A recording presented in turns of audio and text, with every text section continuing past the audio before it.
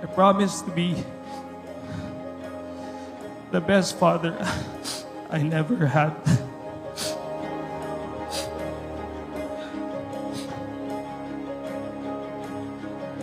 I promise that our mother's dreams to have a complete family will be achieved through us because we own everything. Malapit na akong mag-give up sa pag-ibig. Pero sabi ko kay Lord, Lord, alam ko malakas naman ako sa'yo. Kaya maghihintay ako.